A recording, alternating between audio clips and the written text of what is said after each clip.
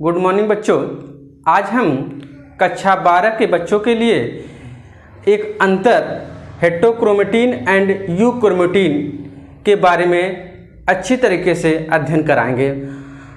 हेटेरोक्रोमेटिन और यूक्रोमेटिन होता क्या है, यह गुणसूत्र पर कहाँ पाए जाते हैं, इसका डिटेल हम लोग क्या करेंगे, अध्ययन करेंगे।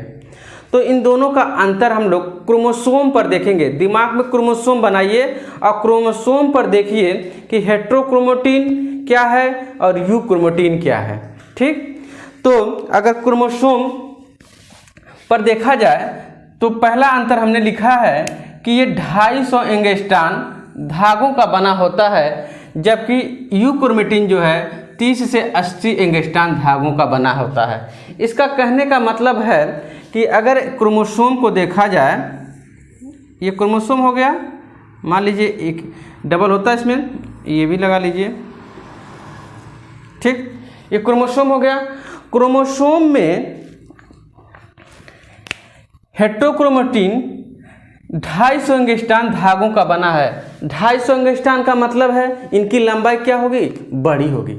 250 का मतलब बहुत बड़ी लंबाई है। मान लीजिए हेटेरोक्रोमेटिन ये 250 एंगस्ट्रॉन की 250 एंगस्ट्रॉन धागों का बना, और इनके केस में ये कितना है, 30 से मान लीजिए 80, 30 से 80 के बीच में रहता है।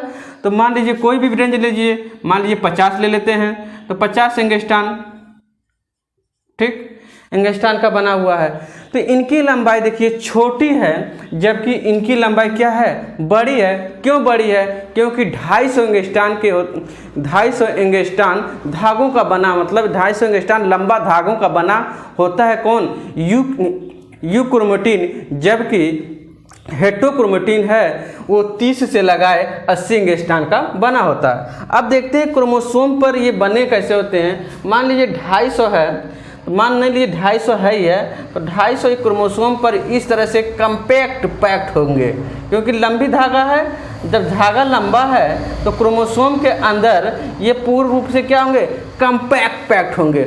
मतलब कि कहने का इसमें स्पेस दिखाई नहीं देगा, एक दूसरे से सटे हुए होंगे, अब पूरे तरह से क्या होंगे, कंपैक्टली दिखाई देंगे कि कंपैक्ट पैक्ट हैं। जबकि इनके केस में देखा जाए 30 से 80 एंगस्ट्रॉन का है, तो मान लीजिए इसमें बनाते हैं तो इनका देखा जाए तो इनका देखिए आपको दूर दूर दिखाई दे रहा है। क्यों दिखाई दे रहा है? क्योंकि धागे की लंबाई क्या है, छोटी है। छोटी धागे की लंबाई होने के कारण गुणसूत्र के अंदर यूक्रोमेटिन मटेरियल जो होते हैं कंपैक्ट नहीं होते हैं, लूजली होते हैं। अर्थात अपना जो अरेंजमेंट करते हैं वो लूजली अरेंजमेंट करते हैं, जबकि हेटेरोक्रोमेटिन मटेरियल में ये जो 250 एंगस्ट्रॉन के धागे हेटेरोक्रोमेटिन बने हैं वो क्या होते हैं, कंपैक्टली पैक्ड होते हैं। पहला अंतर क्लियर हो गया होगा कि 250 एंगस्ट्रॉन का क्या मतलब है और 30 से 80 एंगस्ट्रॉन का क्या मतलब है, और गुणसूत्र में ये कैसे अरेंज होते हैं। यहाँ बता दिए हमने कि हेटेरोक्रोमेटिन में ये कंपैक्ट पैक्ट हैं, इसलिए क्योंकि इसी लंबाई, धागे की लंबाई क्या है, बड़ी है। कितनी, 250 एंगस्ट्रॉन की है। जबकि इनके केस में देखिए यूक्रोमेटिन में धागे की लंबाई छोटी और 30 से 80 एंगस्ट्रॉन का इनकी लंबाई है, इसलिए लूजली टाइटमेंट है। ठीक, पहला अंतर क्लियर हो गया। अब पढ़ते हैं दूसरा अंतर। दूसरा है गुणसूत्र के घने भाग में स्थित होते हैं। तो गुणसूत्र कहाँ पाया जाता है, न्यूक्लियस में। तो न्यूक्लियस बनाया जाए गुणसूत्र के, इसे मिटाते हैं। दूसरा अंतर है गुणसूत्र के घने भाग में स्थित होते हैं। तो न्यूक्लियस, ये क्या है, न्यूक्लियस है। न्यूक्लियस के अंदर घना क्रोमेटिन मटेरियल के रूप में थ्रेड लाइक स्ट्रक्चर, एक बहुत लंबा संरचना पाया जाता है, जिसे हम कहते हैं क्रोमेटिन मटेरियल। क्रोमेटिन मटेरियल, ठीक है, इसे कहेंगे क्रोमेटिन मटेरियल। कह रहा है कि गुणसूत्र के घने भाग में स्थित होता है और इस भाग में गुणसूत्र लिपटे रहते हैं।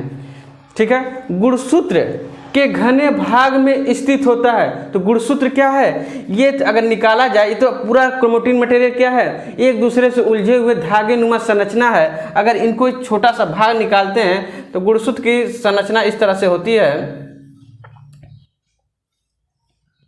ठीक, गुणसूत्र की संरचना इस तरह से होती है।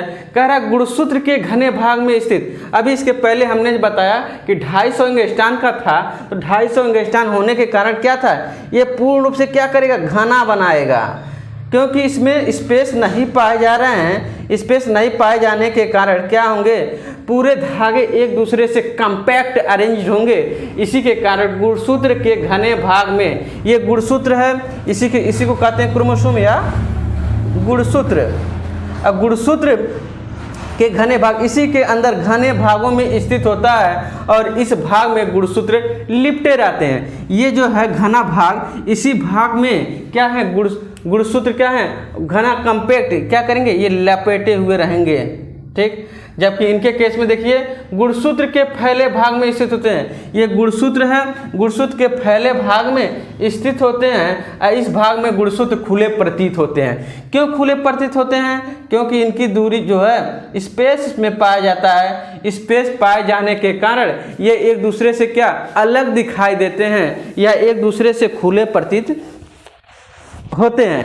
क्यों, क्योंकि इसका अरेंजमेंट जो है टाइटली नहीं है, लूज अरेंजमेंट होने के कारण ये खुले प्रतीत होते हैं। जबकि इनके केस में गुणसूत्र क्या है, इन भाग में लिपटे हुए थे। क्यों, घने होने के कारण। देखिए यहाँ बनाए, घने होने के कारण, यहाँ लूजली अरेंजमेंट होने के कारण।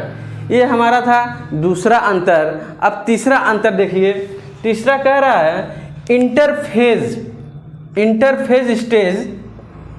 ठीक, तीसरा देखा जाए इंटरफेज स्टेज। जब हम डिवीजन कराते हैं सेल का, तो सेल के डिवीजन में आता है पहला स्टेज इंटरफेज स्टेज।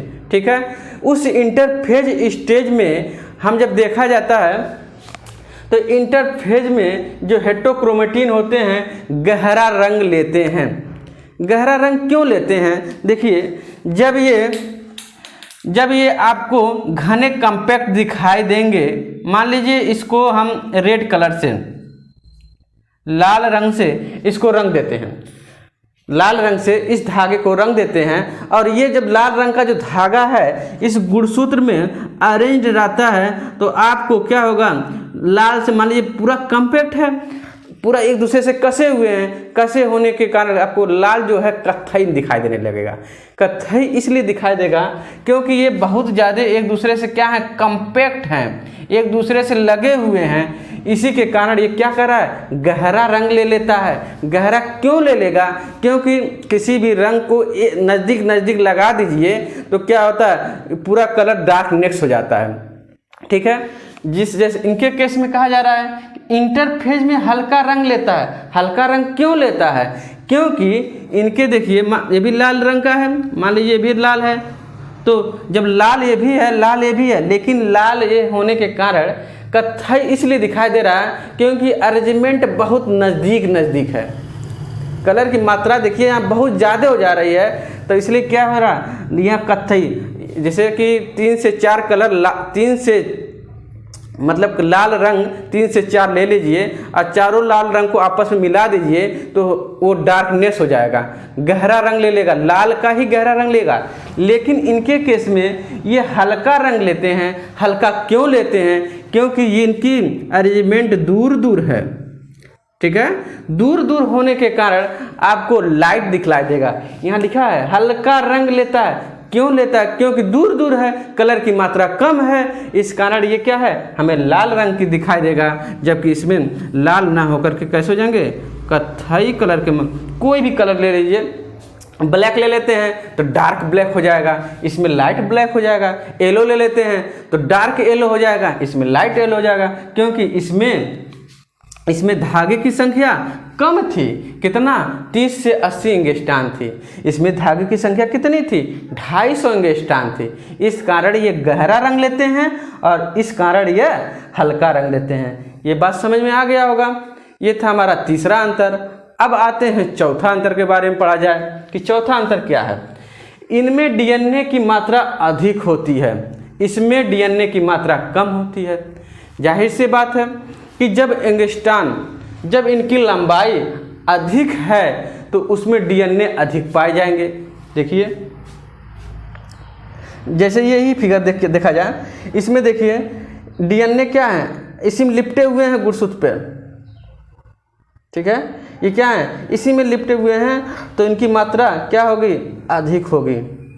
क्यों अधिक होगी, इससे भी क्लियर हो जाता है 250 एंगस्ट्रान होने के कारण ये इनकी मात्रा क्या है, अधिक हो रही है, जबकि इसमें इनकी मात्रा कम है, इसीलिए इनके केस में क्या है, डीएनए की मात्रा कम है, क्योंकि ये लंबाई इनकी क्या है, कम है। लंबाई कम होने के कारण डीएनए इसमें कम पाए जाएंगे, लंबाई इसमें अधिक होने के कारण डीएनए इसमें अधिक पाए जाएंगे। ये भी बात समझ में आ गई होगी कि डीएनए की मात्रा किसमें कम होती है और डीएनए की मात्रा किसमें अधिक होती है। अब अगला अंतर हम लोग पढ़ेंगे कि आनुवांशिक दृष्टि से निष्क्रिय होते हैं, इसमें लिखा है आनुवांशिक दृष्टि से सक्रिय होते हैं। बहुत अच्छी चीज़ है, इसको ध्यान से समझिएगा कि आनुवांशिक दृष्टि से ये सक्रिय क्यों हुए और आनुवांशिक दृष्टि से ये निष्क्रिय क्यों हुए। जैसे यहाँ निष्क्रिय इसलिए कहा जा रहा है, फिगर बनाते हैं पहले।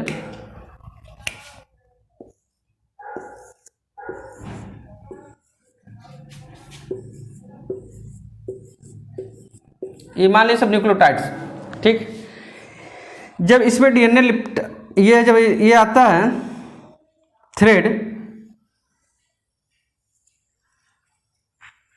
ये थ्रेड जो है इस पर लिपटे हुए हैं, ठीक है, इनके केस में देखिए थ्रेड नज़दीक नज़दीक लिपटे हुए हैं, हो गया। यहाँ हम समझाने की कोशिश कर रहे हैं आनुवांशिक दृष्टि से निष्क्रिय होते हैं, आनुवांशिक दृष्टि से सक्रिय होते हैं। ये इनका केस है, ये इनका केस है, ठीक। इनके केस में देखिए इसमें ये नाइट्रोजन जो होते हैं दूर दूर पाए जाते हैं।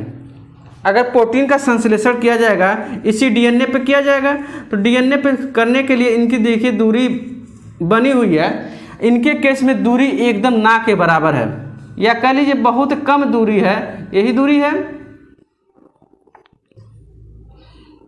ठीक, यही दूरी है जिस पे प्रोटीन का संश्लेषण नहीं किया जा सकता, ठीक है। इनके केस में प्रोटीन का संश्लेषण किया जा सकता है, कहने का मतलब है इनके केस में डीएनए रेप्लिकेशन की प्रक्रिया भी पूरा करता है, अर्थात डीएनए से डीएनए बन सकता है, डीएनए ट्रांसक्रिप्शन की प्रक्रिया पूरा कर सकता है, अर्थात डीएनए से एमआरएनए का निर्माण भी किया जा सकता है, और डीएनए इनके केस में फिर डीएनए क्या करता है, ट्रांसलेशन की भी प्रक्रिया पूरा करता है, अर्थात एमआरएनए से प्रोटीन या पॉलीपेप्टाइड चेन का भी निर्माण किया जा सकता है। लेकिन इनके केस में बाइंडर साइट ही नहीं होते हैं, जो प्रोटीन का निर्माण करने वाले पॉलीमरेज की चिपकने के लिए अगर उनकी स्थिति नहीं मिल पाती है, इसलिए प्रोटीन का निर्माण नहीं किया जा सकता। इसलिए क्या होते हैं, ये निष्क्रिय होते हैं, और ये क्या होते हैं, सक्रिय होते हैं।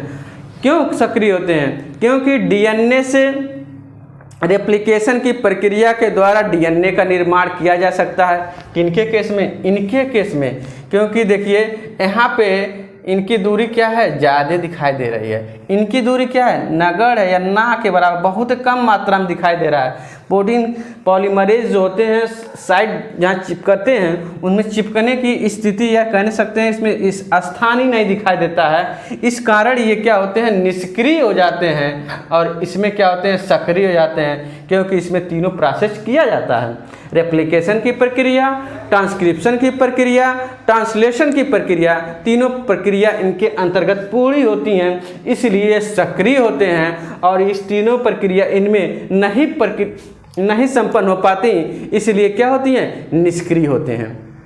ये बात समझ में आ गया होगा। अब अगला देखा जाए कि अगला मेरा अंतर क्या है।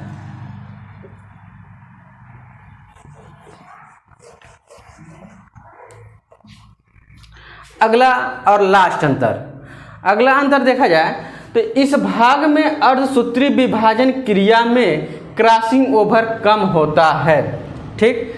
इस भाग में अर्धसूत्री विभाजन की क्रिया अर्धसूत्री विभाजन की क्रिया क्रॉसिंग ओवर अधिक होता है।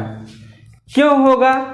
क्योंकि गुणसूत्र इसमें दूर दूर पाए जाते हैं। क्रॉसिंग ओवर पहले बता दें क्रॉसिंग ओवर होता कैसे है। ये गुणसूत्र है, ठीक, इसके साथ दूसरा गुणसूत्र आएगा, ये मान लीजिए